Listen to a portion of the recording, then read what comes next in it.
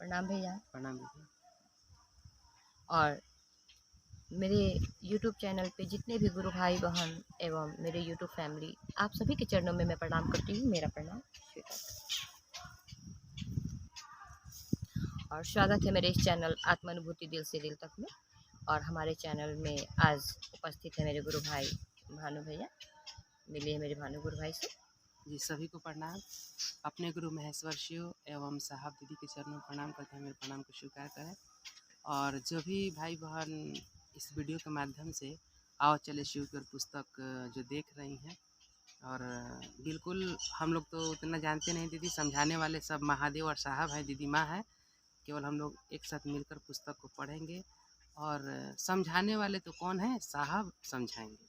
तो चलिए, आज सरिता दीदी पटना से बिल्कुल हम लोग के बीच में आई हैं, और गुरु की दया है, साहब दीदी का आशीर्वाद है कि बुक पर आज कुछ नमः शिवाय पे हम लोग बात करेंगे। पेज नंबर 153 में नमः शिवाय पे हम लोग बात करेंगे। जी। बातचीत के मतलब बातचीत से हम लोग खुद समझने का कोशिश करेंगे। जी जी। क्योंकि समझाने वाले हमारे गुरु महादेव हैं, जी। पढ़ाने का काम हमारे महादेव करेंगे, जी साहब दीदी दीदी जी। करेंगे, और हम लोग समझने का कोशिश करेंगे। तो कोई गुरु भाई बहन ऐसा नहीं सोचे कि हम लोग आपको समझाने का कोशिश कर रहे हैं। जी, नहीं, हम जी। लोग खुद समझने का कोशिश कर रहे हैं जी। साहब की दया से। जी। तो भैया हम लोग पढ़ते हैं 153। जी जी 153, पेज नंबर 153, नमः शिवाय। जी। और इसमें बहुत सुंदर बात साहब लिखे हैं, और दीदी पढ़ेंगी और इस पर हम लोग आपस में बात करेंगे। और बिल्कुल ये गुरु की दया, साहब दीदी का ही दया है कि आज हम लोग के बीच में शिव गुरु नहीं मिलते, साहब दीदी नहीं मिलती, तो आज हम लोग को कुछ प्राप्त नहीं होता। लेकिन आज बिल्कुल महादेव की दया, साहब दीदी की दया से ही हम लोग को आज गुरु मिले हैं, और ये पढ़ा रहे हैं गुरु और साहब दीदी। चलिए आगे विषय में दीदी बात करेंगे। हम लोग अब चलते हैं पुस्तक की ओर। नमः शिवाय। भारत की संस्कृति एवं आध्यात्मिक परंपरा विश्व की सर्वाधिक प्राचीन परंपरा है। भैया हमारे भारत की जो संस्कृति है एवं आध्यात्मिक परंपरा जी, इस पे थोड़ा सा आप प्रकाश डालेंगे, जो साहब की दया से हम लोग समझने की कोशिश करेंगे। जी दी, अभी पढ़ी बिल्कुल सही, अभी पढ़ी। भारत के ही संस्कृति एवं आध्यात्मिक परंपरा विश्व के सर्वाधिक प्राचीन परंपरा है। तो जैसे साहब बहुत अच्छा बात लिखे हैं कि भारत की ही संस्कृति में देखिएगा कि भारत के ही संस्कृति में माँ गंगा है जी, माँ नर्मदा है, कावेरी है, और भारत के ही संस्कृति में देखिएगा कि आप 12 ज्योतिर्लिंग है। 12 ज्योतिर्लिंग में आपको जैसे साहब भी लिखे हैं, सोमनाथ ज्योतिर्लिंग है, मल्लिकार्जुन ज्योतिर्लिंग है, महाकालेश्वर ज्योतिर्लिंग है, ओमकारेश्वर ज्योतिर्लिंग है। ये सब ज्योतिर्लिंग ये भारत में ही है, हमारे भारत में। केदारनाथ ज्योतिर्लिंग है ना दीदी, केदारनाथ ज्योतिर्लिंग है। तो भारत के ही संस्कृति में सब मिल रहा है ज्योतिर्लिंग। भीम शंकरा ज्योतिर्लिंग है दीदी, और काशी विश्वनाथ, जो बनारस में अगर आप लोग कभी जाइएगा तो बनारस की धरती पर काशी विश्वनाथ ज्योतिर्लिंग है। त्र्यंबकेश्वर ज्योतिर्लिंग है जो नासिक में, जो है वहाँ पे नासिक में है।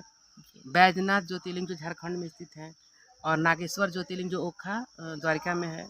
रामेश्वरम ज्योतिर्लिंग है जो तमिलनाडु राज्य में है, और धृणेश्वर ज्योतिर्लिंग भी है। ये जो है भारत के ही संस्कृति में है, ये दूसरे राज्य में नहीं है। ऑस्ट्रेलिया, रूस, फ्रांस और गुजरात, ऑस्ट्रेलिया फ्रांस में नहीं है जी। और हमारे भारत की संस्कृति देखा जाए कि हमारी भारत की संस्कृति से हमारे मतलब विदेश के भी जो लोग हैं वो हमारी संस्कृति से जुड़ना चाहते हैं। वो भी हमारे आध्यात्मिक परंपरा जो प्राचीन मतलब जो बहुत पूर्व से चलती आ रही है, वो हमारे अध्यात्म से जुड़ना चाहते हैं, जिसका कि हम लोग प्रत्यक्ष देखते हैं कि आज बहुत विदेशी लोग हैं जो कि शिव को भी गुरु बना रहे हैं। बहुत विदेशी लोग हैं जो कृष्ण को मान रहे हैं, और हर जगह देख रहे हैं कि कृष्ण कृष्ण की धुनी रमा रहे हैं, राम का नाम ले रहे हैं। और हमारे भारत की जो संस्कृति है, जो हमारे कृत्य से हमारे संस्कार पहचाने जाते हैं, जिस अध्यात्म में कला देखने को मिलती है, हमारे भारतीय संस्कृति में देखिए, अभी कुंभ लगा था जी। 162 देश के लोग 162 देश के लोग आए और माँ गंगा में डुबकी लगाए। जी लगाएं कि नहीं लगाएं? जी रूस, अमेरिका, ब्रिटेन, जो फ्रांस, जो भी हो, यानी कि भारत के ही संस्कृति में 162 देश के लोग आए और यहाँ जी से आध्यात्मिक, जी जो कहा जाता है आध्यात्मिक, जो आध्यात्मिक ये लिखा हमारा अध्यात्म है जिनको कि वो भी मानना। मान रहे जी हैं। जी और हम लोग ये भी देख सकते हैं कि ये हमारे ही भारत का अध्यात्म में है, हमारी ही संस्कृति में है, जो कि 112 शिष्य लोग जो हैं कि शिव को गुरु बनाए, जी जी है ना? जी दीदी। जिन्होंने शिव को गुरु बनाकर अनुपम ख्याति प्राप्त किए। और आज जिनके बारे में हम आप पुस्तक में भी पढ़े हैं, कि नारायण बाबा हो गए।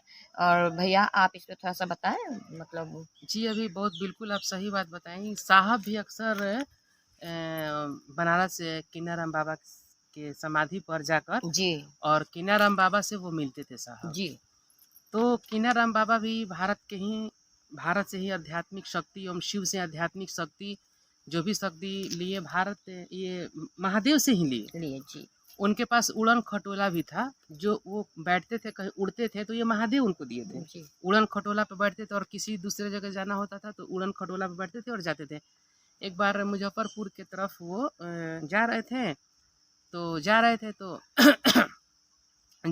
तो जैसे इस धरती पर साहब भी शिव को इस जमीन पे लोगों के दिलों में उतारे दीदी, तो एक से एक उनको कठिनाई को सामना करना पड़ा। लोग साहब से पूछते थे कि क्या शिव को आपने देखा है, कैसे शिव को गुरु बनाया। साहब से भी तरह तरह की बातें लोग करते थे। उस तरह से जब अवघड़पंथी का प्रचार करने के लिए जब बिहार के मुजफ्फरपुर क्षेत्रों में गए, जी, तो लोगों ने पूछा कि भाई आप अवघड़पंथी के प्रचार करने आए हैं, महादेव के चेला हैं, तो कोई चमत्कार दिखाइए। जी, कीनाराम बाबा से गांव के लोगों ने कहा कि कोई चमत्कार दिखाइए। जी, तो कीनाराम बाबा बोले कि भाई पहले के ज़माने में तो गाड़ी घोड़ा नहीं चलता था दीदी, तो वो उनके पास एक गधा के सवारी पे बैठ के जा रहे थे और जी, उनके पास एक छोटा बिल्ली थी और गांव के लोगों ने कहा कि आप कोई चमत्कार दिखाइए। तो बोले कि भाई ठीक है, आप ही लोग बताइए कि क्या चमत्कार दिखाएं। जी, दीदी, महादेव की शक्ति थी, क्योंकि साहब इस धरती पर आए और श्रृंगी ऋषि के द्वारा स्थापित किया हुआ जो शिवलिंग है, जी, ये पहला मैंने इस धरती का हम लोग के जीवन में देखा जाए दीदी, तो महादेव का पहला श्रृंगी ऋषि द्वारा जो स्थापित शिवलिंग है, वो सिंहेश्वर स्थान में। जी, जी, तो वहाँ पे हम लोग मधेपुरा के के सिंहेश्वर स्थान में जी जो मधेपुरा के सिंहेश्वर स्थान में, तो ये हम लोग के साहब आए इस जमीन पे और महादेव को रसगुल्ला खिलाए। जी, वही कीनाराम बाबा भी इस जमीन पे आए दीदी, और साहब अक्सर इनके समाधि पे मिला जाया करते थे। तो और कीनाराम बाबा भी साहब से मिलने जाते थे। जी दीदी मिलने जाते थे।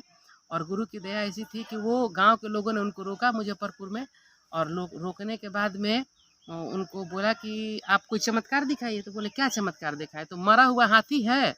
वो बोले कि मरा हुआ हाथी है, आप जिंदा करके इसको दिखाइए। अच्छा, तो बोले कि कितना दिन का मरा हुआ हाथी है भाई? तो 3 दिन से मरा हुआ है, कुत्ता उसके नोच नोच के मांस को खा रहे थे। जी, तो कीनाराम बाबा कहे कि चलिए हाथी को दिखाइए। तो एक बगीचा था, बगीचे में गए तो देखे कि हाथी सचमुच में मरा हुआ है। जी, बोले कि ठीक है। गए कीनाराम बाबा, बिलाई को, उनके पास एक छोटी बिल्ली थी, जी, और उस बिल्ली को उसके हाथी के पेट पर फेंक दिए। बिल्ली अंदर समा गई और कहें कि ये हाथी उठ खड़ा हो जाए, हाँ, ये हाथी उठ खड़ा हो जाए। एक महादेव का शिष्य बोल रहा है, और सचमुच में महादेव के दया से महादेव उनको ऊर्जा दिए थे, शक्ति दिए थे दीदी। और वह हाथी को थोड़ा सा हल्का सा जाकर ठेल लगा दिए और हाथी खड़ा हो गया। खड़ा होकर दौड़ के जाके घास पर जाके चरने लगा।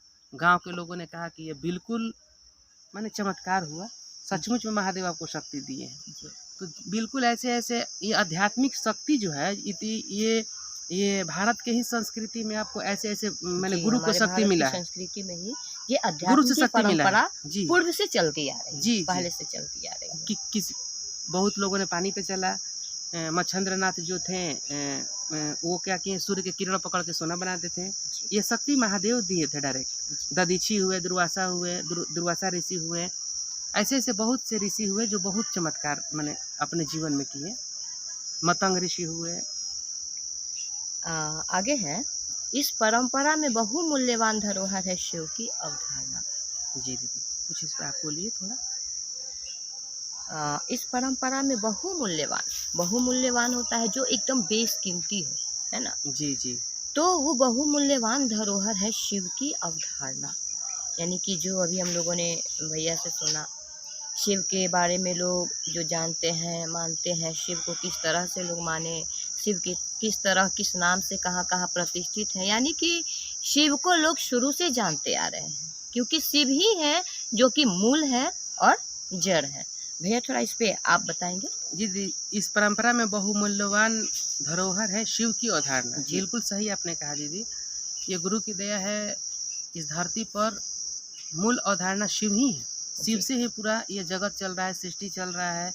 ये मूल अवधारणा शिव ही है। जी। आध्यात्मिक का भी जो भी हम लोग का ज्ञान, जो भी शक्ति, जो भी ऊर्जा इस धरती पर आया है, यह शक्ति शिवास शक्ति है।